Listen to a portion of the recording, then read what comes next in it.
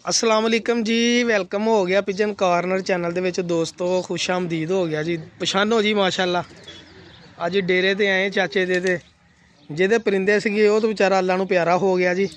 चाचा असलम है, अल्लाह ताला बख्शिश करे उन्हां दी।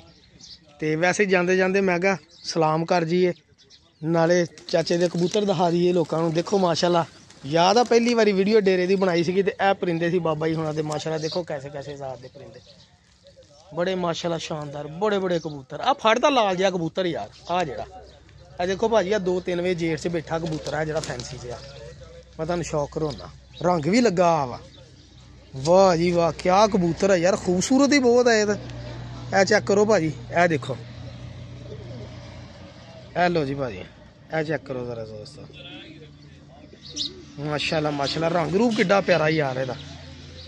अच्छा ये फड़िया सीगा, रंग लगा, बगल खोली जरा, ए देखो जेर च फड़िया 2 बजे, कहंदा चंगा खपिया फड़िया सीगा।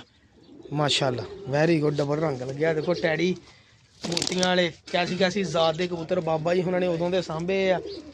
ए देखो मोतियां वाला कबूतर, वाह चस्सां, ए इयो कबूतर भाजी। आ सैटअप किस दिन बनावांगे प्रॉपर वीडियो, आ गए इंशाल्लाह। ठीक हो गया जी, मैं तेरा दोस्तों को हल्का फुल्का शौक करा दीए। हेलो देखो कबूतर जरा गोल्डन, आ लाखा फाड़ जरा बेली, आ कबूतर आ लाखा कड़ी पाई जाए। हाँ अगला फाड़ लूंगा,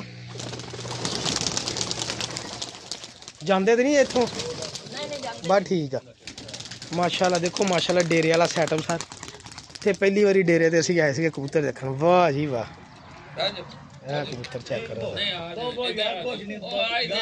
माशाल्लाह माशाल्लाह, पाड़ तो खोलो ये, क्या बात है जी, क्या बात है। बच्चे आए भी लगदा हुणी आया किते, बड़े अच्छे कबूतर आ जी माशाल्लाह। मैं क्या चलो याद नहीं सी चाचे हुणां दी। अल्लाह हाफिज़, जज़ाकल्लाह।